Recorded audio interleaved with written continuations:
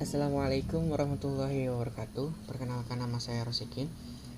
Saya merupakan seorang mahasiswa dengan jurusan Teknik Informatika di STMI IKIP Cirebon. Di sini saya akan mempresentasikan hasil dari project saya yang berjudul Laptop Price Prediction.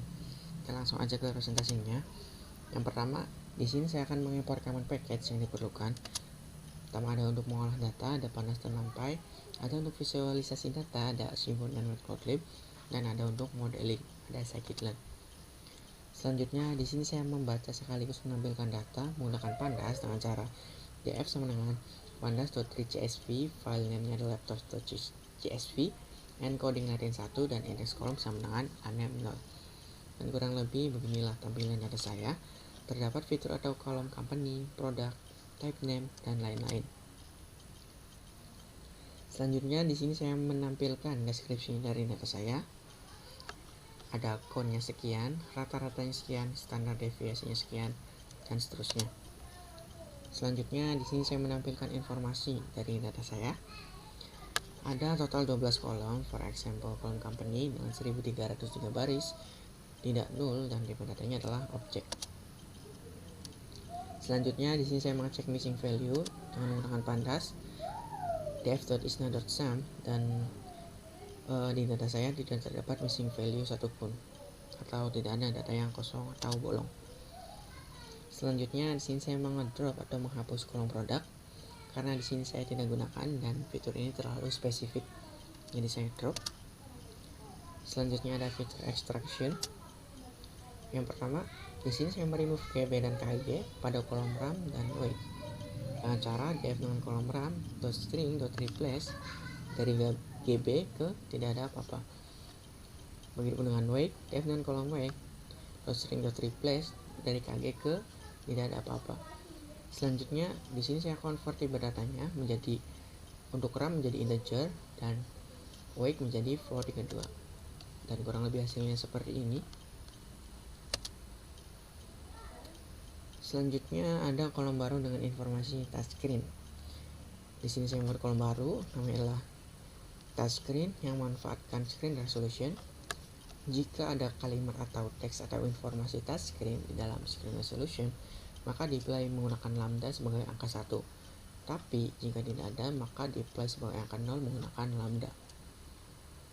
Dan hasilnya seperti ini. Laptop dengan indeks ke-1 tidak memiliki touchscreen dan seterusnya. Selanjutnya ada kolom baru dengan informasi layar IPS. Di sini saya membuat kolom baru, namanya adalah IPS, yang memanfaatkan dari screen resolution. Jika ada informasi atau kata IPS di dalam screen resolution, maka di-apply sebagai 1 menggunakan lambda. Dan jika tidak ada, else, maka di-apply sebagai 0 menggunakan lambda. Dan kurang lebih hasilnya seperti ini. Laptop dengan indeks ke-1 itu memiliki layar IPS, dan laptop indeks kedua tidak memiliki layar IPS. Selanjutnya ada kolom baru menampilkan screen resolution vertikal dan horizontal. Di sini saya punya variable new, yang isinya adalah screen resolution yang displayed berdasarkan x dengan n sama dengan 1 dan expand sama dengan true. Dan df dengan kolom baru xres akan menampung new dengan indeks ke 0 dan yres akan menampung new dengan indeks ke 1. Hal selanjutnya, di sini saya membersihkan kolom xres, di mana dia akan mereplace menjadi tidak ada apa-apa atau kosong, kecuali dari string find all, di mana string find all akan mencari angka dari x resolusinya dan di-apply menggunakan lambda. Dan kurang lebih hasilnya seperti ini. Selanjutnya, di sini xres dan yresnya saya ubah tipe datanya menjadi integer. Dan untuk hasil akhirnya seperti ini. Lalu selanjutnya, di sini saya membuat kolom baru atau variable baru bernamakan PPI atau pixel per inch dengan cara df PPI sama dengan df dengan kolom xres pangkat 2 df ditambah df yres pangkat 2 dipangkatkan 0,5 dibagi df dengan kolom inches, dan tipe datanya adalah float. Dan kurang lebih hasilnya seperti ini untuk kolom baru namakan PPI. Selanjutnya di sini saya menghapus kolom screen resolution, inches, extras, dan wireless karena sudah saya ekstrak fiturnya menjadi beberapa kolom baru atau fitur baru. Lalu selanjutnya di sini menambah kolom baru dengan nama CPU name, di mana def dengan kolom baru CPU name sama dengan def dengan kolom CPU di-apply menggunakan lambda dengan indeks ke 0 sampai 3. Lalu selanjutnya di sini saya ada fungsi untuk memilah jenis prosesor laptop. Namanya adalah fetch processor, define fetch processor yang akan menerima input parameter berupa teks, dan jika teksnya sama dengan Intel Core i7 atau teksnya adalah Intel Core i5 atau teksnya Intel Core i3, maka itu adalah teksnya atau ya itu. Selanjutnya jika text.split dengan indeks ke 0 sama dengan Intel, maka order Intel prosesor atau prosesor Intel yang lain. Selain itu adalah AMD prosesor. Lalu selanjutnya di sini saya membuat kolom baru dengan nama CPU brand dengan memanfaatkan CPU name yang sudah di-apply menggunakan fetch processor.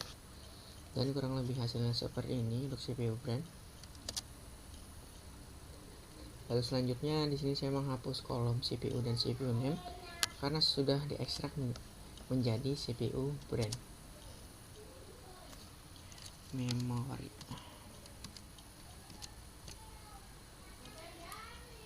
Selanjutnya ada memilah jenis memori laptop. Mungkin di sini saya akan menjelaskan secara singkat aja karena kepanjangan. Jadi pada intinya dari kolom memori akan diekstrak dan dipisahkan menjadi kolom baru yang menampung masing-masing informasi. Di antaranya ada HDD, hard disk, dan SSD. Terus di sini kolom yang tidak diperlukan ada first, second layer dan lain-lain, termasuk kolom memori saya drop.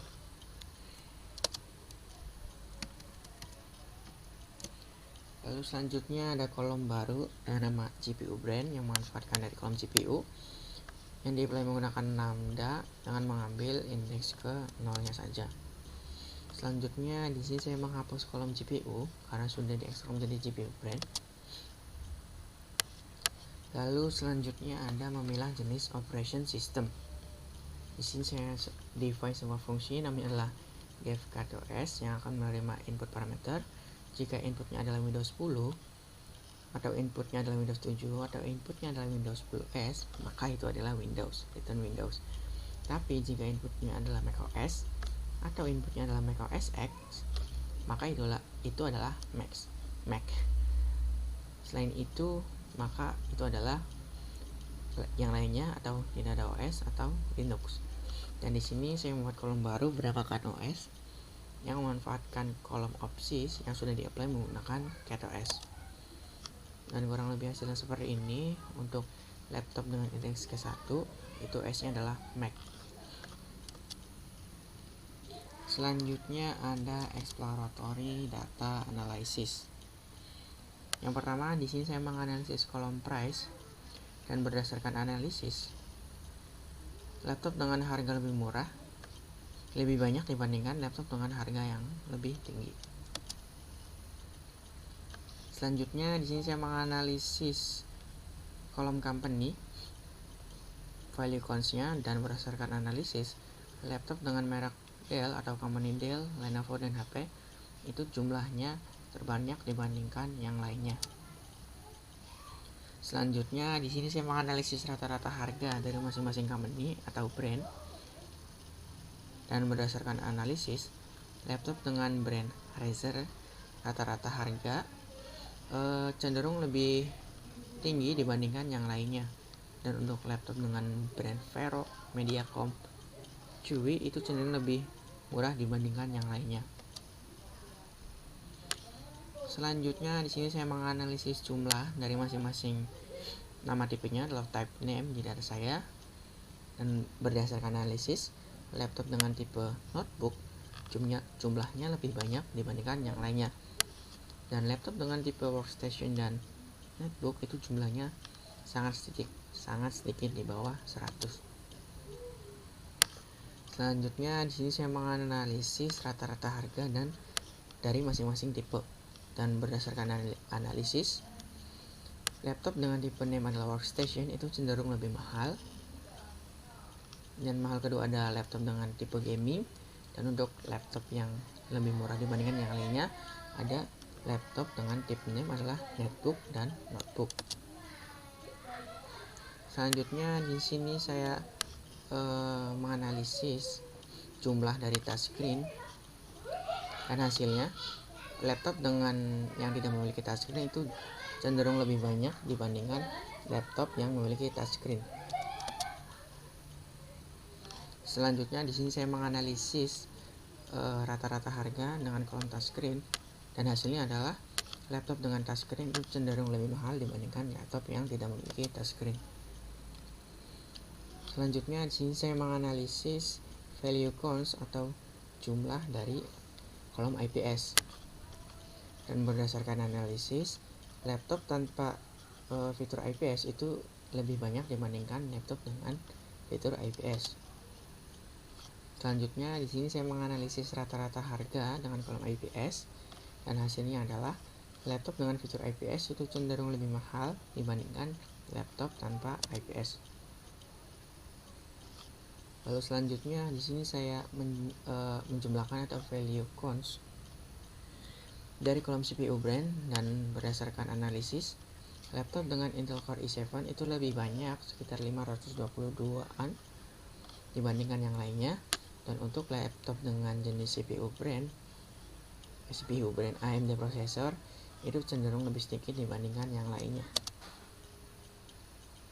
Selanjutnya di sini saya menganalisis CPU brand dan masing-masing CPU brand dan rata-rata harga, dan berdasarkan analisis, laptop dengan CPU brand Intel Core i7 itu cenderung lebih mahal dibandingkan yang lainnya. Lalu selanjutnya ada laptop dengan CPU brand Intel Core i5, itu kedua lebih mahal, dan yang lainnya itu standar atau rata. Selanjutnya di sini saya menganalisis jumlah dari RAM, dan hasilnya untuk RAM 8 itu cenderung lebih banyak dibandingkan yang lainnya, dan untuk RAM 64 itu sangat sedikit, sekitar di bawah 5 angka.